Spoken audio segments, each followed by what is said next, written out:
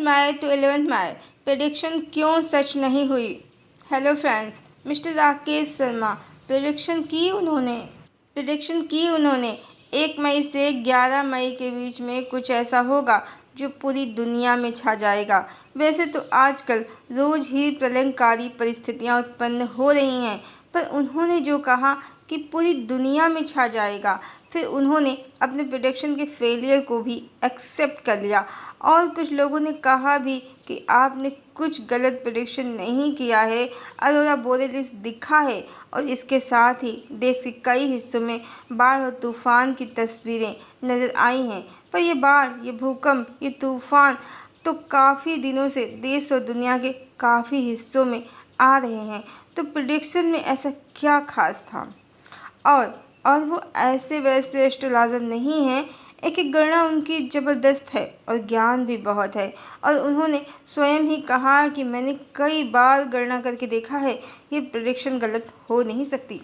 वैसे उन्होंने जो भी कहा कि पूरी दुनिया में छा जाएगा, तो कौन छा जाता है पूरी दुनिया में? जो सर्वव्यापी है, परम आत्मा।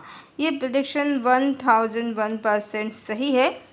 एक्चुअली हम प्रारंभ से ही, जब से सोशल मीडिया में आए हैं, तब से एकमात्र राधा कृष्ण के सत्य संबंध को प्रतिष्ठित करने का ही कार्य कर रहे हैं।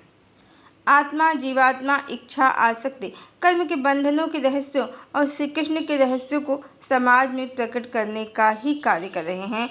और ईश्वर की कृपा से बिना किसी विशेष प्रयास के हमारी बात बहुत शीघ्रता से हजारों लोगों तक पहुंच भी गई है।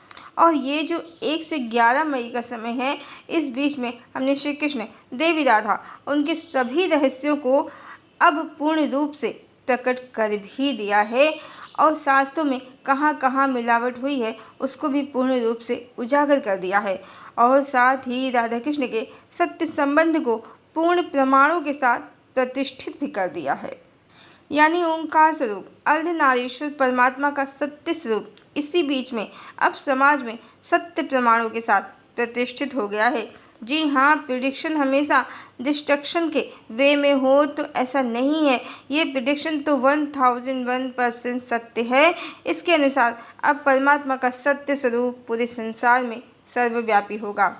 अब कोई ऑब्जेक्शन कर सकता है कि आप कौन सी बड़ी 30 मार खाएँ, और आपके व्यूअर्स भी देखा जाए तो इतने ज़्यादा नहीं हैं कि आपका कहा पूरे संसार में प्रतिष्ठित हो जाए। तो सत्य को देखें, अंतर्दृष्टि को जगाएं।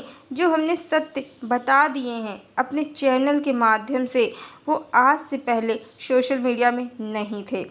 मात्र गोपियों की उल्टी सीधी प्रेम कहानियाँ ही घूम रही थीं सोशल मीडिया में। श्री कृष्ण की वास्तविक कहानी, देवी राधा का उनसे सत्य सनातन संबंध, और श्री कृष्ण की सभी रानियाँ कामासक्त जीवात्माएं, जन्म, कर्म, आसक्ति, बंधन, पुनर्जन्म, बदलती कथा के सब रहस्य अब हमने प्रतिष्ठित कर दिए हैं। वैसे पिछले साल भी मई के महीने में ही मिस्टर राकेश शर्मा ने प्रेडिक्शन किया था कि वो आएगा तो तूफान आएगा, सुनामी आएगा। तब भी न तो कोई तूफान विशेष आया, न सुनामी, और न वो आया। इस बार उन्होंने उसके आने की तो कोई प्रेडिक्शन नहीं की, पर कहा कि कुछ ऐसा होगा जो पूरी दुनिया में छा जाएगा। एक्चुअली प्रेडिक्शन न तब गलत था न अब, बस उनको इंट्यूशन समय से पहले हो गए थे।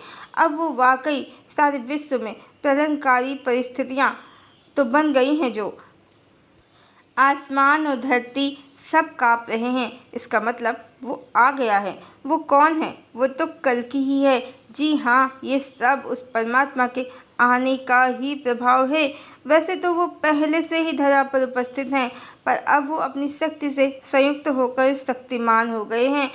अब सर्वशक्तिमान होकर वो आ गए हैं। भले ही वो आपको प्रत्यक्ष ना दिख रहे हों, पर ये जो आकाश पाताल एक हुए जा रहे हैं, ये उनका ही प्रभाव है।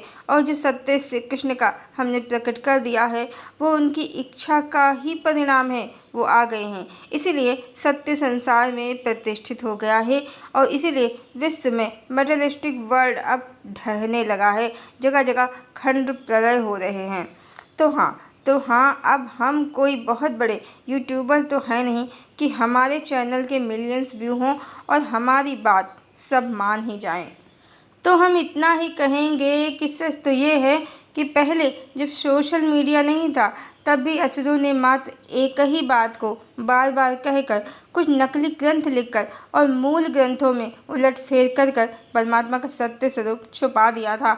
और तब तो सोशल मीडिया भी नहीं था, पर फिर भी उनकी काली माया पूरे संसार में छा गई और हमारे पास तो परमात्मा की इच्छा और प्रभाव से सोशल मीडिया की शक्ति है। तो जो हमारी बात मात्र 1000 लोगों तक भी पहुंच गई तो वो 1000 लोग कितने लोगों से कहेंगे और वो लोग फिर कितने लोगों से कहेंगे। वास्तव में असुरों ने गलत कॉन्सेप्ट भी जनसाधारण में इसी तरह फैलाया था जिसके द्वारा कली की माया का विस्तार संभव हो पाया था। हमारी बातें आज के समाज के हिसाब से बड़ी कंट्रास्ट हैं, बड़ी अलग हैं और ऐसी बातों को समाज में प्रचारित होने में ज़रा भी समय नहीं लगता है। पिछले कई दिनों से परिवर्तन की ऊर्जा ही कार्य कर रही थी चेतना जगत में, इसलिए बहुत से एस्ट्रोलॉजर भी कंटेंट चला रहे थे कि ग्रंथों में मिलावट की गई है, पास्ट में उनसे छेड़छाड़ हुई है, अब ग्रंथों को सुधारा जाएगा। ये ऊर्जा कहाँ से जनरेट हो रही है? परमात्मा से ही, आदि शक्ति से ही जनरेट हो रही है। और हम ये नहीं कहेंगे कि हम कोई बड़े खास हैं, बड़े खासम खास हैं या हम स्वयं की बड़ाई करने की मंशा रखते हैं। हम तो साधारण ही हैं, पर यह भी सत्य है, जो बात खास नहीं कह सकता वो साधारण व्यक्ति बड़ी आसानी से कह सकता है, क्योंकि खास के पीछे कई विशेष वर्ग होते हैं, कई विशेष वर्ग लगे होते हैं। वो पॉलिटिक्स करने लगते हैं, पॉजिटिव भी नेगेटिव भी। खास को हर बात कहने पर बहुत ही ज़्यादा समाज की चिंता लगी रहती है और हम तो एक साधारण इंसान हैं। हमारा काम सही कॉन्सेप्ट समाज में डालना था, वो हमने कर दिया है। हमारा कोई क्या ही बिगाड़ेगा, ना हम कोई राजनीतिक व्यक्तित्व हैं और ना ही कोई फेमस पर्सनालिटी। यही एक साधारण व्यक्ति की शक्ति है लोकतंत्र में। आज जो हमने सत्य बताए हैं सोशल मीडिया में, वो संत महात्मा पहले भी जानते थे उस जमाने में, पर कलिकाल का तब अंत समय नहीं आया था और ऐसा लोकतंत्र भी नहीं था, राजतंत्र था। किसी का कुछ भी बोलना खतरे से खाली नहीं था। रूढ़ियाँ और अंधविश्वास ज़रूरत से ज़्यादा थे और ये सत्य प्रकट करना हमारे ही भाग्य में लिखा था, जिसके कारण हमारे विरोधियों ने हमारा काफ़ी अपमान भी किया सोशल मीडिया में। सच बताएं तो बचपन में जब हम श्री कृष्णा सीरियल देखते थे तो देवी रुक्मिणी को माता लक्ष्मी समझकर प्रणाम करना नहीं भूलते थे, पर पिछले 2 सालों में हमारी चेतना ने कुछ ऐसे अद्भुत अनुभव किए हैं जिसके कारण ही हमारा दृष्टिकोण 180 डिग्री बदल गया है। हमें सारे रहस्य अपने आप ही पता चलते गए और हमने सबको सोशल मीडिया में प्रचारित कर दिया, क्योंकि देवी राधा को उनका स्थान और अधिकार मिल सके, इसके लिए सत्य का प्रकट होना बहुत ज़रूरी था। और हम नहीं चाहते थे कि कोई भी एक विचार जो संसार बदल सकता है, मनुष्यों की चेतना के स्तर को उच्च कर सकता है, परमात्मा का, श्री कृष्ण का सत्य संसार में प्रकट कर सकता है, वो संसार की दृष्टि से अनदेखा रह जाए, अनसुना रह जाए।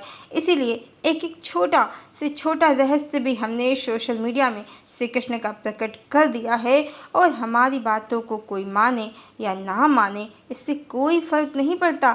आवश्यक बस इतना ही था, हर वो बात पता होनी चाहिए जो हमारे ईश्वर से जुड़ी है। उसके बाद किसे क्या समझ में आता है ये हर मनुष्य की स्वयं की चेतना और उसके बौद्धिक स्तर पर ही निर्भर करता है। और हम जानते हैं हमने जो कॉन्सेप्ट समाज में डाल दिए हैं वो सर्वव्यापी होकर ही रहेंगे, क्योंकि कितना ही बुरा भला मूर्ख लोगों ने हमें सुनाया है हमारे विचारों के बदले, पर हम हरि की इच्छा के वश में हैं। हमारा लक्ष्य पूर्ण करना हमारी मजबूरी है, हम रुक नहीं सकते और हमारी कही गई बातों को सभी मान लें ऐसा हमारा कोई विचार नहीं है। हमारे द्वारा एक एक बात न्याय और नीति के तराजू पर पूर्णतया खरी उतरती है, स्पष्ट और प्रमाणित है। ज्ञान वो नहीं होता है जो किसी पन्ने पर लिखकर ग्रंथ की संज्ञा बन जाता है। ज्ञान वो होता है जो स्पष्ट हो, प्रमाणित हो, सत्य हो और सबसे बहुमूल्य ज्ञान वो होता है जो ईश्वर और समाज दोनों के साथ न्याय करे। इस तरह जो मिस्टर राकेश शर्मा ने कहा कि आने वाले समय में 1 से 11 मई के बीच में बहुत से कॉस्मिक परिवर्तन होंगे। और इसके बाद भी उन परिवर्तनों का प्रभाव बना रहेगा। उन्होंने कहा कि बृहस्पति इस समय सैटर्न को आदेश दे रहे हैं। सैटर्न के वो गुरु हैं, उनकी ही आज्ञा के अंतर्गत सैटर्न काम कर रहे हैं और राहु हमेशा सैटर्न को फॉलो करते हैं और मंगल और राहु दोनों ही इस समय सैटर्न को फॉलो कर रहे हैं। तो सैटर्न कौन है? वो न्याय के देवता हैं। राहु कौन है? वो पूर्व कृत्यों के फल को प्रदान करने वाले देवता हैं। मंगल कौन है? जिनका प्रभाव मंगल है और जिनका दुष्प्रभाव अमंगल है। तो गुरुदेव बृहस्पति की आज्ञा से ही अब सैटर्न न्याय कर रहे हैं और राहु जो ग्रंथों में काल नेमियों ने पूर्व में दुष्कृत किए हैं, शास्त्रों में उलटफेर करने के, तो अब वो वही स्पष्ट कर रहे हैं और मंगल काल नेमियों के लिए अब अमंगल करेंगे।